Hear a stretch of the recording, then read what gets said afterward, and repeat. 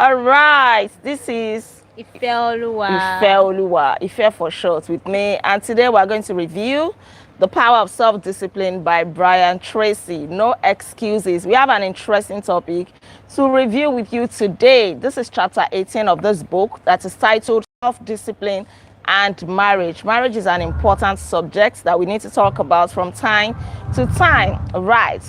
And before we go on, I'm going to say this. If you lack self-discipline, if you lack self-control, please do not get married. Work on yourself first. Grow up first. Because there is no how you get married and not put your partner in trouble because of your lack of self-discipline. And there is a quote here by Buddha that says, it is better to control yourself than to win 1,000 battles. Then the victory is yours. It cannot be taken from you. Not by angels or demons, heaven or hell. So you see, self-discipline, your self-control cannot be taken away from you. You need to develop it. Your ability to enter into a long-term loving relationship is an important measure of your character and personality.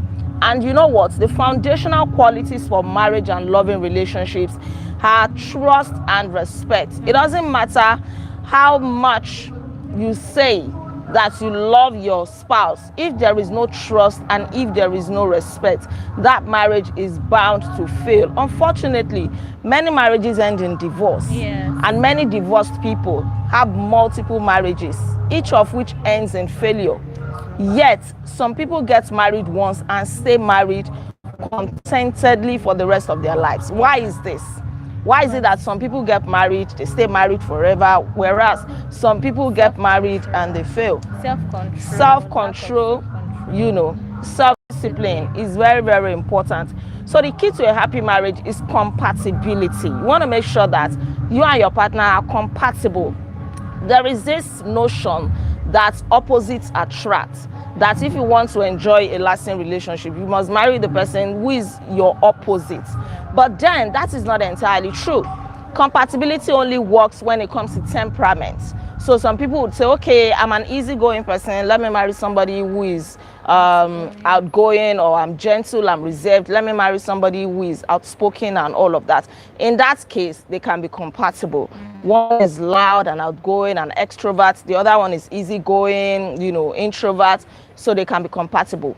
But compatibility in terms of values is very, very important. You cannot marry an opposite person when it comes to values. There must be similarities. You must agree. If you value honesty, for example, you must marry somebody who also values honesty. Yes. You can't go and marry somebody who lies without even thinking twice. Yeah. Or if you love justice, you cannot go and marry somebody who is in love with injustice, who is corrupt and all of that. Your marriage is not going to last. So when it comes to values, you must be compatible, at least to a very large extent. If you're a Christian and you like going to church, you cannot marry somebody who just wants to stay at home on a Sunday morning and flex. In that way, you are not going to be compatible. And that marriage is not going to last. So compatibility is very, very essential for marriage. You know what they say, birds of a feather flock together. If you only marry because you like the looks or the way the person speaks, and you don't consider values, does this person value what I value? Does this person, respect people? You go out together, you see the way he or she treats people. You cannot afford to overlook that. Birds of a feather flock together. So you really want to marry somebody who is similar to you in important areas of life, like values, your principles, your belief system. If you believe in hard work, you'd better marry somebody who is also hard working. But then love is our greatest need in life. Love is our greatest need in life. So that is another key you must consider. Do I love this person? Does this person love me? Because if you love somebody, you'll be sacrificial towards that person. Yes. You will go the extra mile for that person.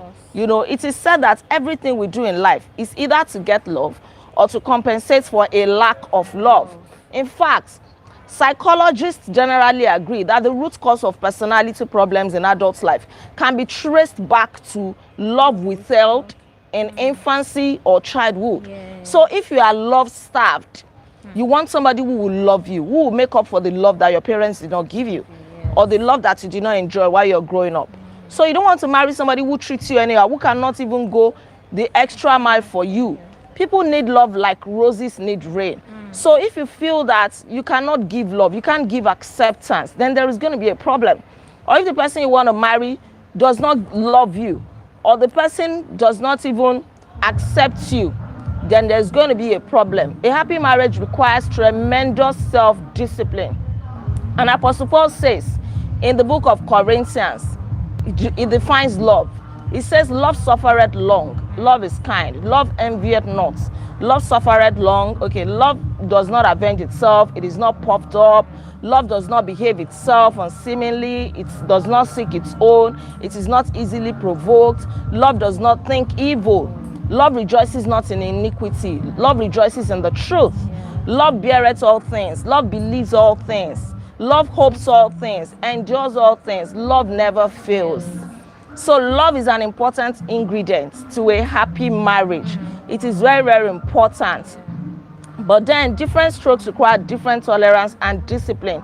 Each of us are from different backgrounds. We have our different personalities, different characteristics and all of that. We have different ideas, different perspectives to life. But when you come together with another person in a loving relationship, no matter how close you feel to each other, no matter how compatible you may be in many ways, you will still have your areas of disagreement, of dissatisfaction. You may still have your issues, but then it is love that will conquer all of this. Yes. When there is love, all these things, disagreements and all of, they are natural, they are bound to occur because you are from different homes, different backgrounds, different characteristics. Right, but if love is there, if there is trust, if there's respect, you will always overcome your differences. And that is where self-discipline comes in. Understanding is also very important. It has been said here that males and females communicate differently. Men and women are wired differently in many ways. MRI scans reveal that when men communicate, they only use 2 centers of their brains. Wow. But when women communicate, guess how many centers of our brain we use? Like 7. Wow. 7 centers of our brains. That is why a man can only concentrate on one thing at a time. If he's watching TV, everything that you are saying, he's not listening, he's not hearing anything. But for us women, we can watch TV, we can be talking to the children, we can be cooking, we can be on social media, we can be reading, our brains are fully lit up like a Christmas tree or Christmas lights, So that important characteristic is very, very important to understand when it comes to marriage. Maybe you as a man, you are wondering why your woman is behaving in a way, why your woman is communicating like this. You must understand that we are wired differently from men. As women, we are more sensitive, we are more understanding, and we are complex, actually. Men are still like straightforward. That's why they say, men can hardly multitask. But for us women, we can multitask. Right. One other thing you must realize is that relationship building takes efforts. It takes a lot of discipline. Marriage is hard work. You must be willing to work it out. You must be willing to sacrifice. You must be willing to listen. That is one of the most important things that will keep your marriage in shape. Listening. Now, there are 4 simple disciplines to effective listening. Number 1 is listening attentively. You must listen without interrupting. Listen to understand what the person is saying, not to respond. Number 2, pause before replying. You think that you have heard what your spouse is saying, but pause. Think about your response before you give it so that you are not in trouble. There is no disagreement all the time. Number 3, ask for clarification. Is this what you mean? Do you mean I should say it like this? Ask for clarification. How do you mean? What exactly do you want me to do? The number 4 aspect of listening is feedback. Give feedback. And how do you give feedback? You try to rephrase what the person is saying. Do you mean I should go to the market first, and from the market I should come and meet you at the hospital, and then we go pick the children together? Because lack of communication as a result of not listening attentively is the root cause of so many issues in marriages. There was this story that I heard. The man told his wife, oh, this food is salty. That's what the man said. But what did the woman hear? The woman heard, you are a bad cook. That's what she heard, right? And that caused a lot of issue in their marriage. And another key to a happy marriage is total commitment. It is very, very important. When we talk of total commitment, we're talking of faithfulness in marriage. We're talking of loyalty. One man for one woman. The moment you say you want to get married, you must be faithful to your spouse. And there are simple ways to help you to be faithful. Number one, make a decision in advance before you even get married that you will never ever be unfaithful to your spouse. Like you have to draw the line in the sand and make a decision that you will be faithful to your spouse. Because you always find people who are more beautiful than you always find ladies who are more beautiful than your wife. You always find men who are more handsome than your husband. So make that commitment. Number two, discipline yourself to stay out of harm's way. Don't go where temptation will grip you. You know that if you go out with that lady alone to go and have lunch, it is the beginning of something you don't want. Then avoid it. And anytime you must go out with maybe the opposite sex, let your spouse know. Because unfaithfulness thrives in secrecy. You feel like, oh, let me just go alone. There is no problem. There is no harm. But you don't know what the other person is thinking. You don't know what they will do or say that will lead you into temptation. So avoid any tempting circumstance. And then another key is you must be willing to change. Every marriage is a work in progress.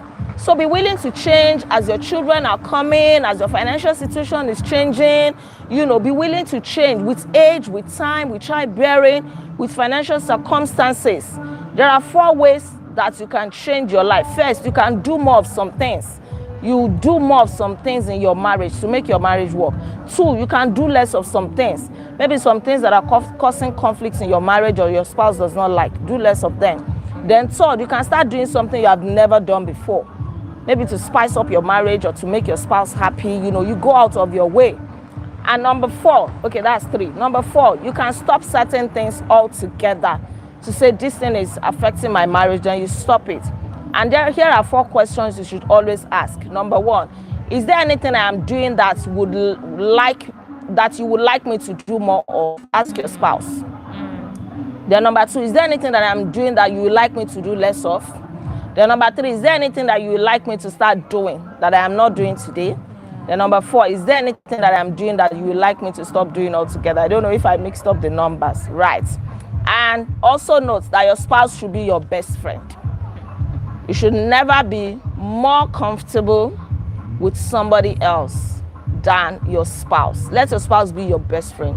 Gist together, talk together, you know, play together, go everywhere together, share secrets together. You should be uncomfortable to talk with your spouse, to share anything at all. No secrets, no hidden agenda. As a man, there is nothing you are doing with a female best friend. And as a married woman, there is nothing you are doing with a male best friend. Your spouse should be your best friend, as in your buddy, your pal, that you go everywhere together. Treat them in a way that they will always want to be around you. Don't be the reason why your spouse will want to be friends with somebody out there because they don't find happiness and comfort in your arms. All right, Ife, thank you so much for joining me on this review today. That'll be the end. Please, I apologize for the background noise. Okay, so I'm going to see you tomorrow as we review self-discipline and children. Don't forget to like this video, share your comments with me, and please subscribe to this channel in case you are yet subscribed. I remain Olaide Agbaje, also known as First Lady, and on this channel, I inspire you to live intentionally. I'll see you tomorrow. Until then, be intentional.